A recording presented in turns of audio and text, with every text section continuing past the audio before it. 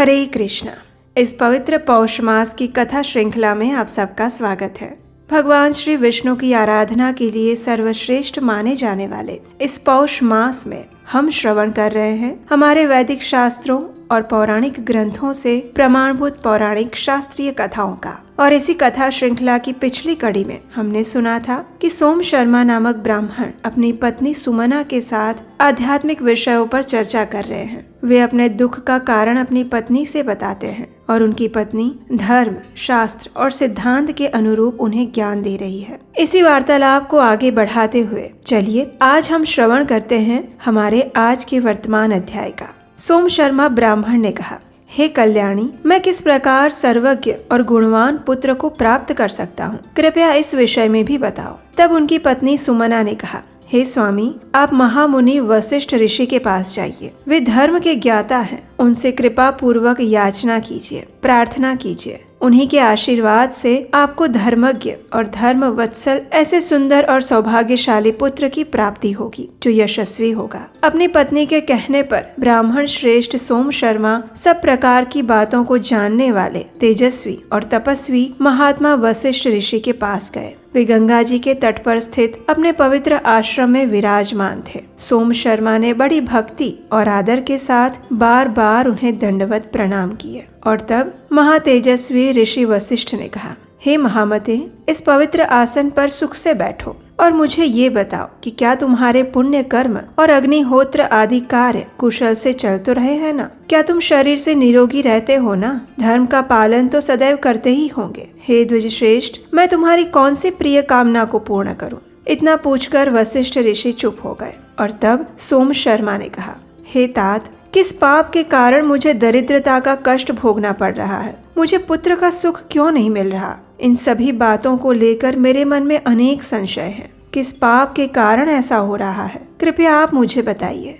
मैं अपने महान पाप से मोहित हो चुका हूँ, विवेक शून्य बन चुका हूँ और मेरी प्रिय पत्नी सुमना के समझाने के बाद और उसी के द्वारा मुझे यहाँ भेजा गया है और इसलिए मैं आज आपके पास आया हूँ। कृपया आप मेरी इस दुख का समाधान करें। तब ऋषि वशिष्ठ ने कहा, हे द्विज श्रेष्ठ, मैं तुम्हारे सामने पुत्र के पवित्र लक्षण का वर्णन करता हूँ, जिसका मन पुण्य में आसक्त हो, जो सदा सत्य धर्म के पालन में तत्पर रहता हो, जो बुद्धिमान, ज्ञान से संपन्न, तपस्वी, वक्ताओं में श्रेष्ठ, हर कर्मों में कुशल, धीर, वेद अध्ययन करने में निपुण, संपूर्ण शास्त्रों का वक्ता, देवता और ब्राह्मणों का पुजारी, समस्त यज्ञों का अनुष्ठान करने वाला, ध्यानी, त्यागी, प्रिय वचन बोलने वाला, भगवान श्री विष्णु के ध्यान में तत्पर रहने वाला, सदैव शांत, जितेंद्रिय और सदैव जप करने वाला है, जो पितृभक्ति परायण है, जो समस्त स्वजनों पर स्नेह रखने वाला, कुल का उद्धार करने वाला,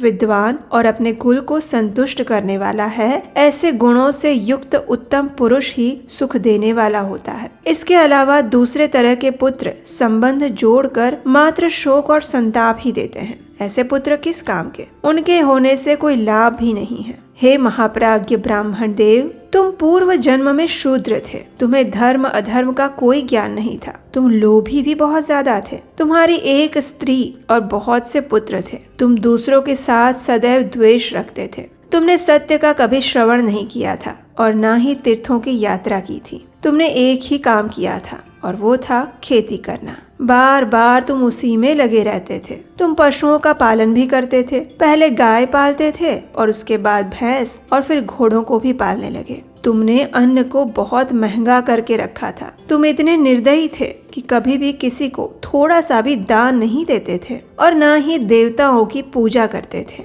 जब कोई पवित्र पर्व या त्योहार आता तो तुम ब्राह्मणों को धन भी नहीं देते थे और श्राद्ध काल आने पर तुमने कभी भी श्रद्धा पूर्वक अपने पूर्वजों का तर्पण भी नहीं किया। जब तुम्हारी साध्वी पत्नी तुमसे कहती थी कि आज श्राद्ध का दिन है, आज हमारे श्वशुर के श्राद्ध का समय है और ये सास के श्राद्ध का समय है, हे महामते, अपनी पत्नी की ये बातें सुनकर तुम घर छोड़कर कहीं और भाग जाते थे। तुमने धर्म का मार्ग ना तो कभी देखा और ना ही सुना था। लोभ ही तुम्हारी माता, लोभ ही पिता और लोभ ही भ्राता और बंधुजन थे। तुमने सदा के लिए धर्म की तिलांजलि दे दी थी और अपने लोभ का ही आश्रय लिया था और इसीलिए इस जन्म में तुम दुखी और गरीबी से पीड़ित हो। तुम्हारे हृदय में प्रतिदिन महातृष्णा बढ़ती जाती थी। जब तुम पूर्व जन्म में रात्रि में सो जाते थे तब पर भी तुम सदैव धन की ही चिंता में लगे रहते थे। इस प्रकार क्रमशः 1000, लाख, करोड़, अरब, खरब और 10 खरब सोने की मोहरें तुम्हें प्राप्त हो चुकी थी।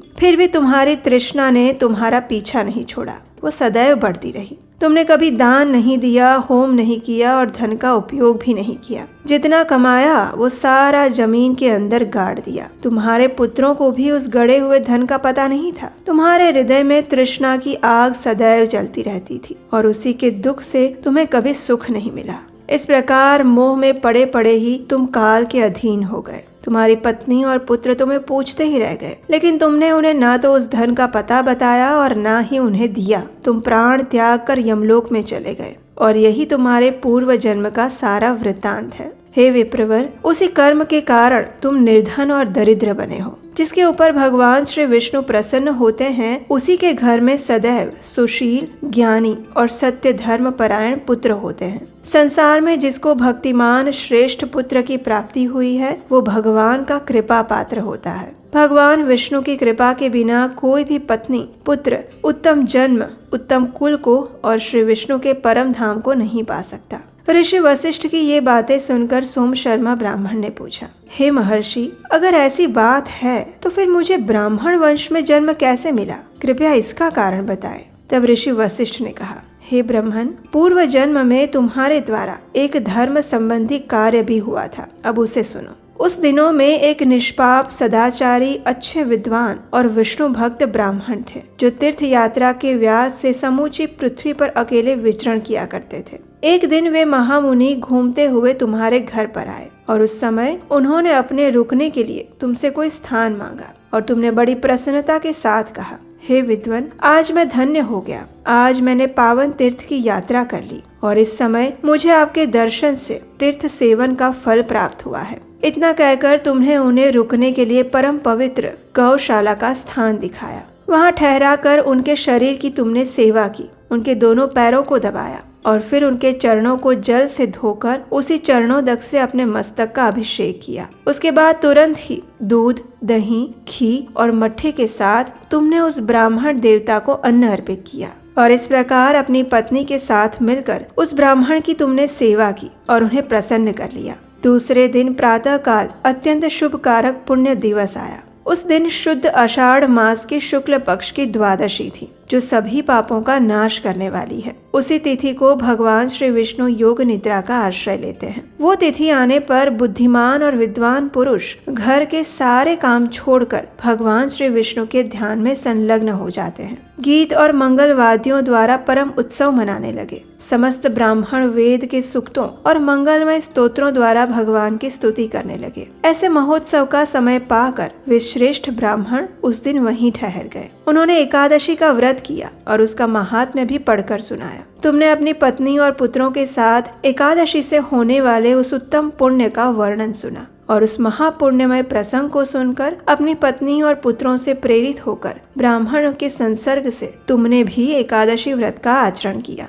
स्त्री और पुत्रों के साथ जाकर प्रातःकाल स्नान किया और प्रसन्न मन से गंध, पुष्प इत्यादि पवित्र उपचारों और हर प्रकार के नैवेद्यों द्वारा भगवान मधुसूदन की पूजा की। तत्पश्चात रात्रि में जागरण किया। भगवान को स्नान कराकर भक्ति के साथ बार बार उनके चरणों में मस्तक झुकाया और महात्मा ब्राह्मण के दिए हुए भगवान के उस चरणोदक का पान किया। इसके बाद ब्राह्मण को भक्ति पूर्वक प्रणाम करके तुमने उन्हें उत्तम दक्षिणा दी और अपने पुत्र तथा पत्नी के साथ उस व्रत का पारण किया। इस प्रकार भक्ति और सद्भाव के द्वारा तुमने ब्राह्मण को प्रसन्न कर लिया और इसी ब्राह्मण के संग और भगवान श्री विष्णु के प्रसाद से सत्य धर्म में स्थित होने के कारण तुम्हें इस जन्म में ब्राह्मण का शरीर मिला है। तुमने धन की लालच में आकर पुत्र का स्नेह त्याग दिया और उसी पाप का ये फल था कि आज इस जन्म में तुम पुत्रहीन हो गए। उत्तम पुत्र, उत्तम कुल, धन, धान्य, पृथ्वी, पत्नी, उत्तम जन्म,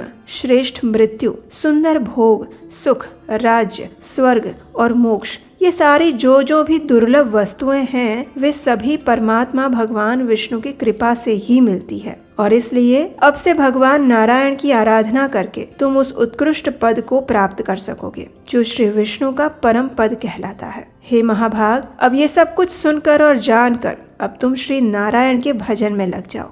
श्रील सूत गोस्वामी ने कहा।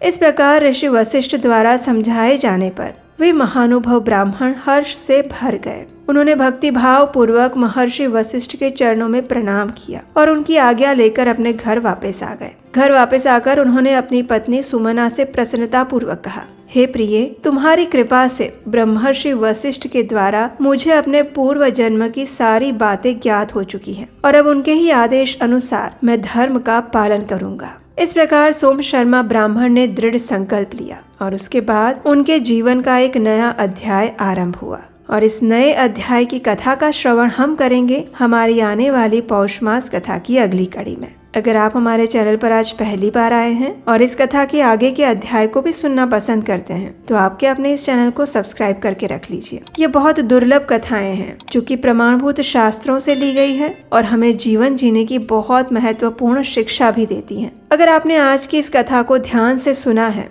तो आप हमें नीचे कमेंट बॉक्स में लिखकर ये बताइए कि आज की कथा से आपने क्या शिक्षा प्राप्त की, मनुष्य जीवन का उद्देश्य क्या है और किस प्रकार हम उत्तम जीवन को प्राप्त कर सकते हैं। आपके जवाब की हम प्रतीक्षा करेंगे और तब तक के लिए भगवान श्री हरि में अपना ध्यान, मन और चेतना को केंद्रित करके रखिए और हम आपसे मिलेंगे बहुत जल्द इसी अध्याय की अगली कड़ी के साथ। हरे कृष्णा।